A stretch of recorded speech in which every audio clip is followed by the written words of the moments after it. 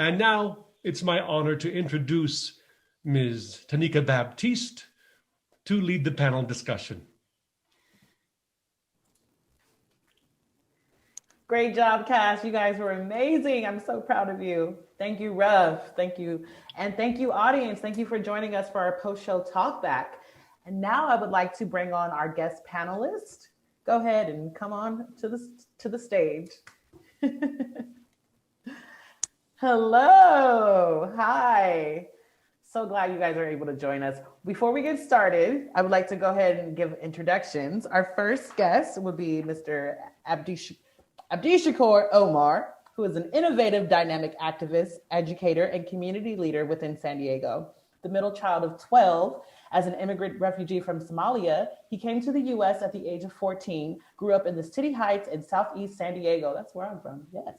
After attending Grossmont College, he completed his bachelor's degree from San Diego State University in social work and a master's in education with emphasis in community-based counseling and social justice from SDSU also.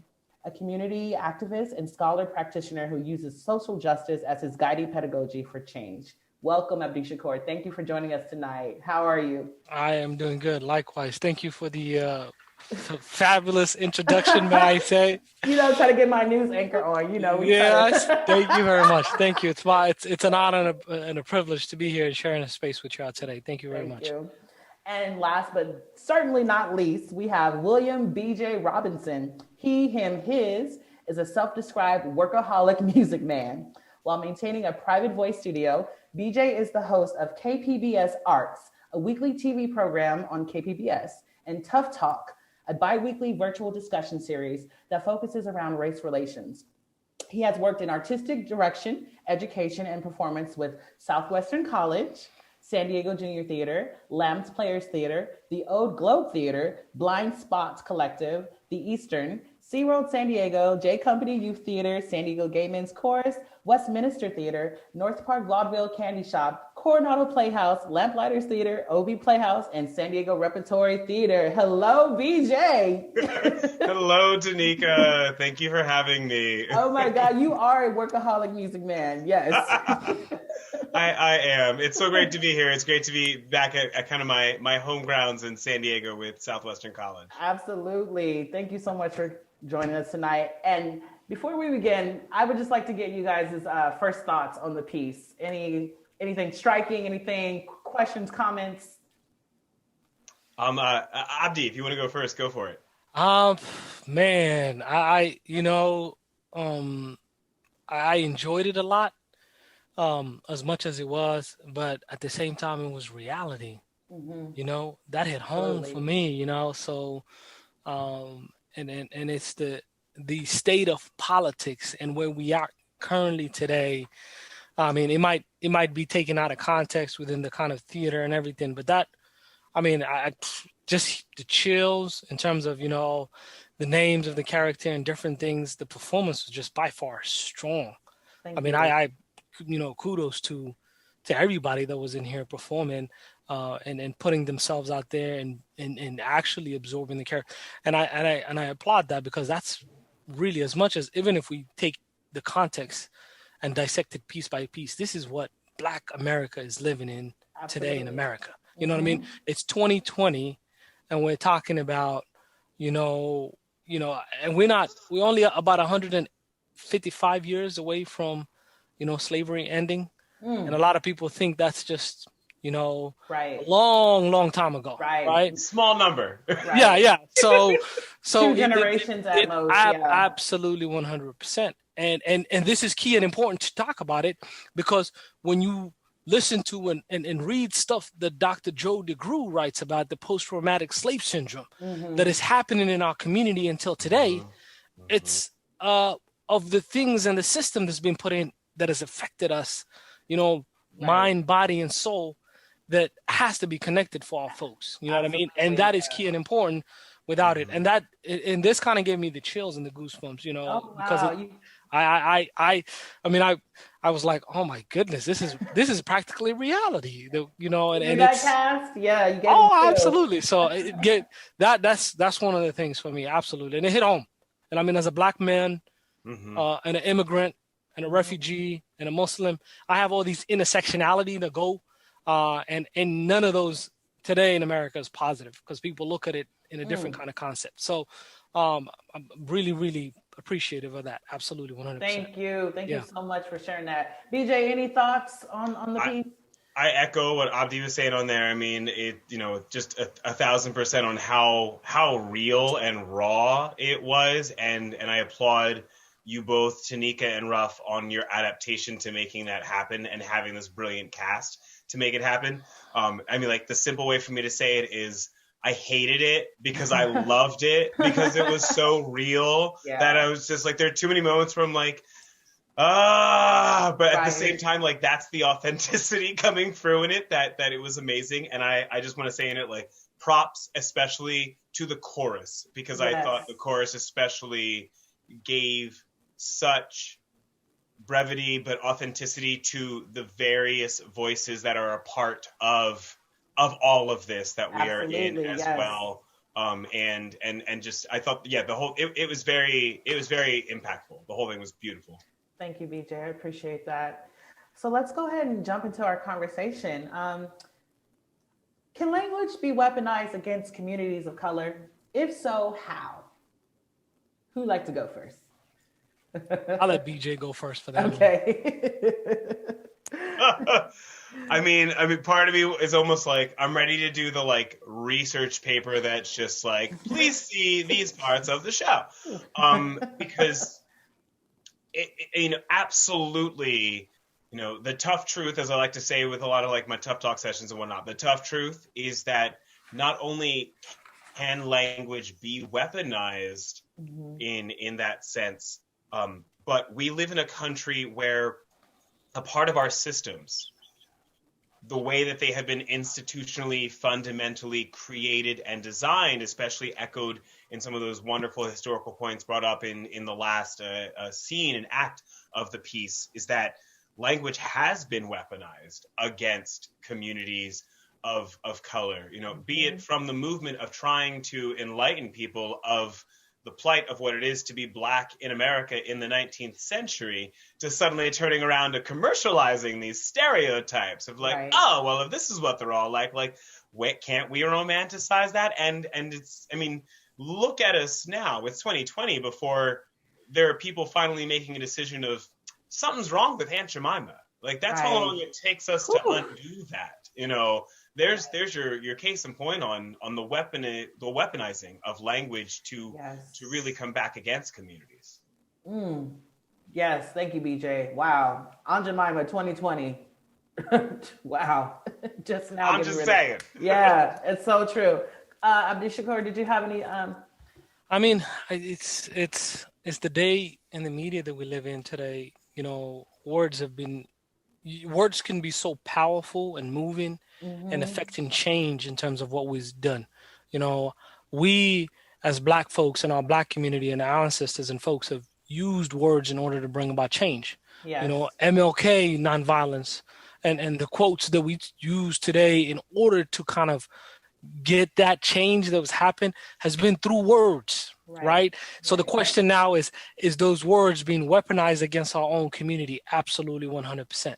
And how is it weaponized? Through media, stereotypical things in terms of, Black Lives Matter is a political motivated group that's doing all this A, B, C, and D. Right. But why does it always have to be the Black person, but rather not the human person, right? And this is a question that a lot of people ask most of the time, and I'm getting to a place that how does it feel to be Black and certain things like that. I mean, I used to love to answer these kind of questions, but at the same time, I'm getting away from the aspect of language, because language could be very powerful, but also the human language as well. So the concept of, regardless of who I am, Blackness just happens to be the skin pigments of who I am, and I identify that doesn't take away from the human element of me as a human being and needing the rights of that. Right. So that has been weaponized against us, right? And think about it. In culture, we look at things that were looked or frowned upon in our own culture. in words and things and the way we carried ourselves, you know, and the voluptuousness and the beauty that we took now has been mainstreamed and not only stolen, but it's fantasized about it. Right. And it's so if words and media and culture could have any impact, I think by far has the most impact. It could be used in a more positive manner, but in today's society in 2020, it's being used in a very negative against us in order to degrade a lot of things that's happening. But I think it's also our calling that this is the place that we should get back to and uplift our people and things like that, because that's what we have at the end of the day. How do we call upon each other and making sure that we do it in a more appropriate manner? But also at the same time, it's the idea and the concept to say, when like the characters that I'm seeing, I'm like, oh man, I get into this moments of, okay, there was a Karen in the moment character kind of thing. And I was like, oh man, so that hit home for me. Right. So it's really key and important. And we're in 2020. And I tell a lot of people, we are past that season of calling in people. Yeah. It's how do we call out folks?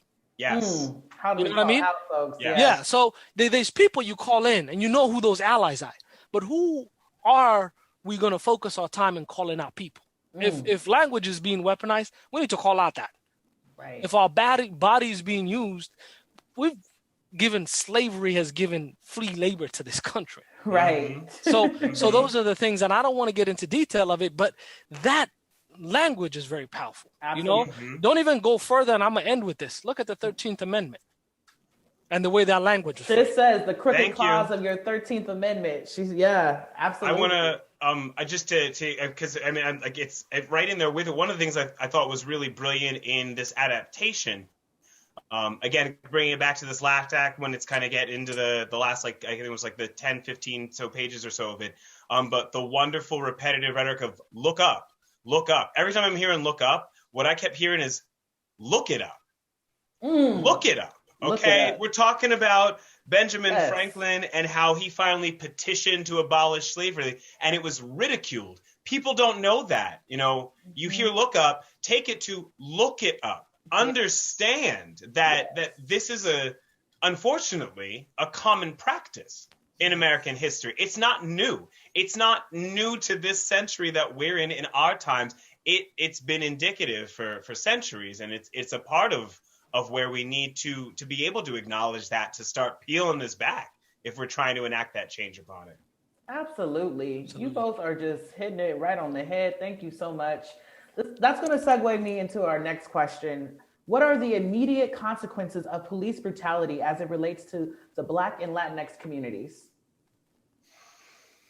I know it's a lot. It's a lot to unpack. Where do we begin? You know, it's that is you know, a very, I want to say, a touchy subject, not only for folks in our community, but also the Latinx community has been affected and over-policed, right? Absolutely. This is the concept of going back again to the 13th Amendment and why, you know, police officers and, you know, the folks were created is to catch fleet slaves and bring them back for free labor, back to Louisiana and Angola prison so they can get free labor to the country. Right. So this country was built on the shoulders of Black people and is continuing to benefit from cheap labor from our brothers and sisters of the Latinx community. That's key and important, to understand.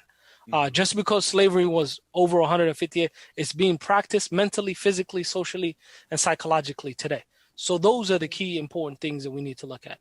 For me, police brutality is in a lot of ways a good old boy synonymous in terms of how this institution has been given the powers and never been checked, and how it's been allowed to perpetuate certain things. And I'm not here today to say that all police officers are bad or nah. Right. We have very fundamentally sound police officers that are doing good work out in our communities today. Absolutely. Yes. I am here to call out the system itself and the bad apples. And this is key and important as well too. Police brutality in America not only has affected, but has taken lives of brothers, sisters, mothers, fathers, husbands. And we have to acknowledge that. You know, we as folks and communities of color, and particularly the Black community, has suffered under the police brutality. Right. I've been to a lot of protests and things like that, but I had the privilege this summer when I was going to visit my in-laws in Minnesota to stop by in Minneapolis where George Floyd was killed. Yes. Wow.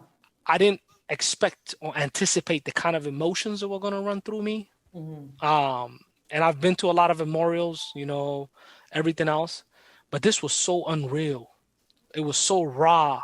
Yeah. It was so emotionally draining. And it was in the moment of what's happening in my present moment. And I haven't even still processed it. It's been since almost June, June, July. I haven't even still processed it. And one thing, and I'm going to end with this, in where he was killed, in the back of it, there's a park. And the park, and I can probably share this picture in the future, and I have it, and it has a placard of everybody that's been killed by police brutality. Oh my gosh. Everybody that's being killed by police brutality. And as I'm walking through this sort of makeshift memorial of date of birth, the date they were killed, I mean, I ran into 12-year-olds, 11-year-olds, 10-year-olds. We're talking about children. So if you're asking me as a father, as a son, as a brother, as a husband of somebody who's black and also raising two young black men and a young woman, am I fearful in America? Absolutely, 100%. Do I believe there's change and things are going to happen systematically? Absolutely. But do I trust it? That's no. Yeah. So as human beings and as people of color, especially our black folks, we've been traumatized way too much, too far, for too long, that we don't trust the system itself. And we say it a lot very well. If it smells bad, it looks bad, it must be bad. Yeah. So, and that is the key moment. So I think, and I believe really that relationship has been in making in decades. It's going to take years of that to be undone. Yeah. I hear this slogan of let's defund the police. What does that mean? And folks need to be very conscious and collaborative with that. What does that mean for us, for folks of community, predominantly where police are dominating these kind of areas? That means not defunding the police, but that means mental health practitioners. Right. More community resources to folks with various disabilities and mental health, because that's the majority of the things that are coming. So, for example, there's communities like Denver, I think St. Paul, Minnesota is doing. When they get a distressed call, they don't send a police officer. They send a social work mental health practitioners. Mm-hmm. Right. So we need to figure out how do we need to retrain that whole force. Okay, if there's a domestic violence issue, there's violence, police can come, but we need to figure out how to put people's mental health and well-being first before we put the criminality aspect of things first, and then we look at the human being. Oh, I've killed him already. No, it's already past that point at this thing. In America has taken far too long, has shed far too much blood for our people, for us to just be comfortable and be complacent. Because this can happen to me anytime I walk out of this door. Absolutely. And never be able to come back. So those are going to be key and important things. It's not about abolishing. It's not about defund. But what are those important things that we need to talk about, not only within that realm of ranking of police, but also within our community? What do we want to see? And this has to be a community-driven kind of concept. Without the community, there's no way you're going to police people. Community has to lead absolutely, 100%. Absolutely, 100%. Abdul-Shakur, thank you very much for that response. Yeah. We needed to hear everything that you were dropping, because absolutely. BJ, your thoughts on immediate consequences for our communities? I only echo 1,000% on everything Abdi was saying, and so I'm only going to speak to the other side of it, because I think you already hit it all on the head of I'm someone that's definitely out there advocating as well of don't just say defund the police, but look into it and understand what it means so that we can activate it and enact it. Because on the flip side of it, I live my life, and anyone who knows me knows that I'm always trying to just put out good vibes and simple joys between bubbles and bacon and Sauvignon Blanc and making music. But even in that, it's I try to vocalize about how there are plenty of days, especially in this year, that I wake up and I can't take my dog for a walk in the morning because I've got too much fear and worry about just like how much of a struggle is it going to be to try and just walk around the block for 5 to 10 minutes and hope that nothing's going to happen. And even on the good days, it's still like I wake up, I make sure I think about it for my good 5-10 minutes. I go down and have a good 15 minutes of meditation with some sage and some music going and all of that stuff to kind of like prep myself before I'm going to walk out the front door. Yeah. I make sure I'm putting on bright colors so that I look like someone who has himself composed and is not going to come off in any sort of questionable or threatening manner. And it's like after I have built up enough of that, on the days I can build it up is when I can walk my dog for 20 or 30 minutes around the same 5-6 blocks that I just weave in figure eights. Because I'm not comfortable trying to walk 5 blocks away from my house just in case someone's going to look at me like, well, you don't live on this street, so who are you here? Or a cop's going to drive by and start to do the slow roll kind of thing. Right. Because let's face it, even when I'm walking within 3 to 4 blocks of my house, there are still people who give me those weird stares. There are still cops that do the slow roll for, as they're coming up behind me and slow it down to that 5 miles an hour and do the crawl for 15, 20 minutes before they decide if they're going to move on or not. The real world consequences are that even though I am an artist and an educator and an equity union actor and a TV show host for San Diego, I still have to check in with myself every time before I'm going to try and take my dog on a walk or go get the mail or go to the grocery store. Pre-COVID, I'd be watching the news to figure out, are there any news stories about anyone that police are looking for that might look like me before I call my Uber? Because I don't need to call an Uber where they decide that I might look like the suspect and suddenly I'm stuck in an Uber where someone wants to call the cops on me and I have to deal this out while also being late to just trying to get to my rehearsal or performance on top of it. Like, forget any of my real world issues. I now have to focus in on dealing with someone else's concerns about the color of my skin and how they believe that has impacted their world, regardless of who I am and how much I'm just trying to live my life. Like, that's the consequences. Oh my God. You just said it all. You just said it all. Like, we can't even wake up and go get some damn coffee and walk our dog. No. We have to think for them. We have to think ahead. It's and like you said, Abdi, like, it's emotionally draining. It's exhausting. I'm a human being. I put my pants on the same way. I want to walk my dog in the morning. Damn. Excuse my language, but it's just like, come on. Okay. So this will be my final question of the night. What actions should Black, Indigenous, and people of color take to combat systemic racial oppression? I mean, I'll start with just by kind of dovetailing off of what Abdi was saying, because I'm all about it. It's knowing that sometimes you got to call out and sometimes you got to call in. But it's going to take raising that voice to do it. And it's getting past the fear of it because, unfortunately, the tough truth is, for where we still are in this country, if you are of color, you're damned if you do and you're damned if you don't. And so until we can live in a world that allows us to actually make a choice where both options can uplift us, we have to go with what we are given. And that sometimes means calling out, that sometimes means calling in, but it also means voting.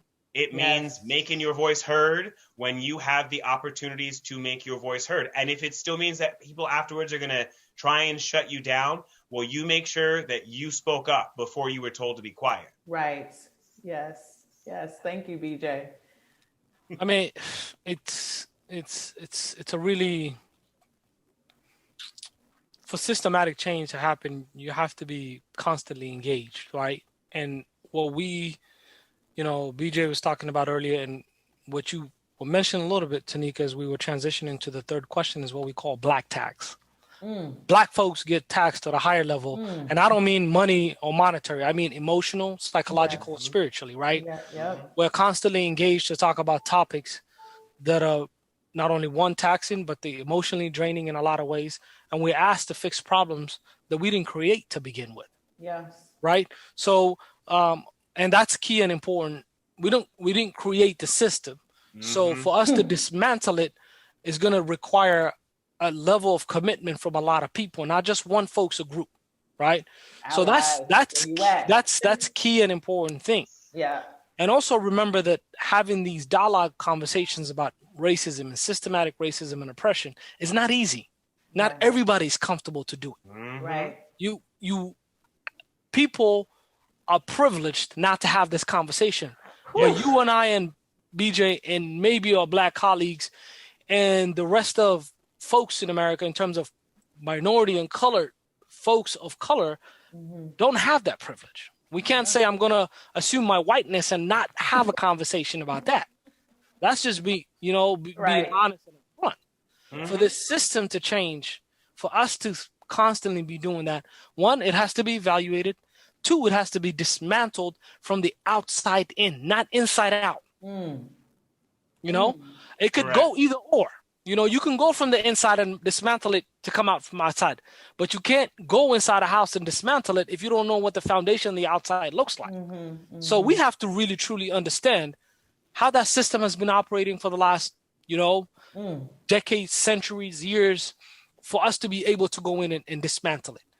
And it's not just going to be us, the black community. It's not going to be the Latinx. It's not going to be the API, and it's not going to be any other community. It has to be a collective group. It's all Absolutely. It's a human thing in order for us to benefit.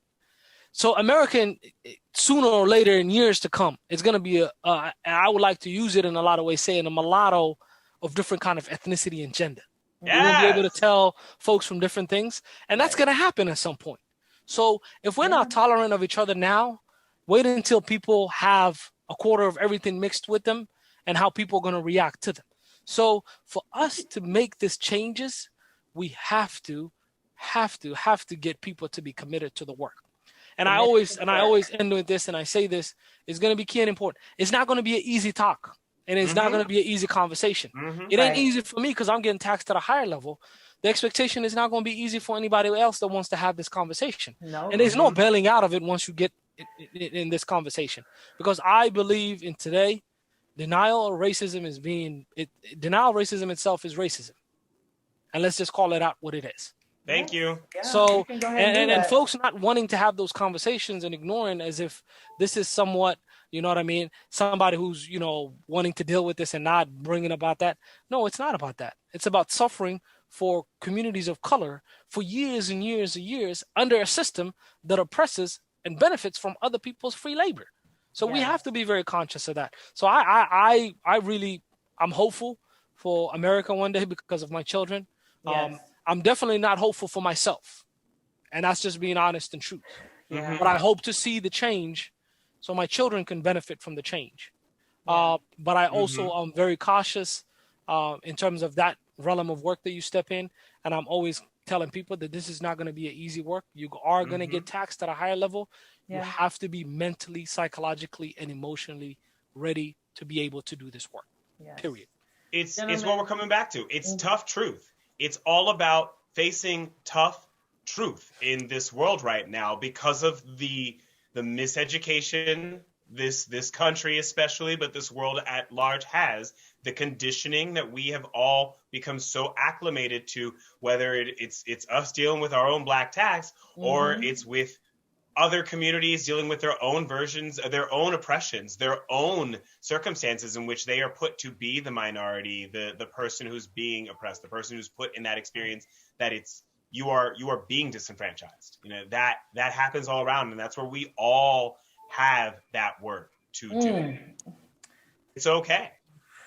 Gentlemen, thank you so much for your transparency, for your openness, for your rawness, for your bravery, for your time, for your excellence, I just wanted to say this real quick. because I know we mentioned the 13th Amendment multiple times. So according to my Google, it's a small section, neither slavery nor involuntary servitude, except as a punishment for crime whereof the party shall have been duly convicted, shall exist within the United States or any place subject to their jurisdiction. So you can sip that tea however you like, with a biscuit, with crackers, I don't know. And if you get a time to go watch the documentary on Netflix, On that's probably Netflix. accessible to a lot of people. You know, Right. that's just basic. Oh my God, 101. absolutely. Yeah, I'd so- also recommend in that vein with it, if you're looking for the good heavy reading, Ibram X. Kendi's Stamped from the Beginning will give you wonderful, thorough education on that. And since we're just kind of in the moment with it, I'm going to shamelessly plug in that if you are looking into your stuff for elections, make sure you do some good reading on understanding Proposition 16 and the efforts to repeal 209 so that we can enact policies to celebrate and support diversity in the workplace. Thank you so much for coming on. You guys have been amazing. This was a fire panel. Thank you very much. Thank you very much. It's a pleasure. Thank Thank you you. for having us. Thank you. Thank you, audience, friends, and family. We have one more show tomorrow night. It'll be the same time. I hope you can tune in. We'll have another post-show panel. Feel free to tune into that as well. Tell your friends, tell your family, tell your mama, tell your cousins. I am Tanika Batiste. Thank you. San Diego, the whole entire global community. Thank you very much for watching us tonight. You guys vote. Please vote. It's very important. Take care of yourself. Take care of your mental well-being. And have a great night.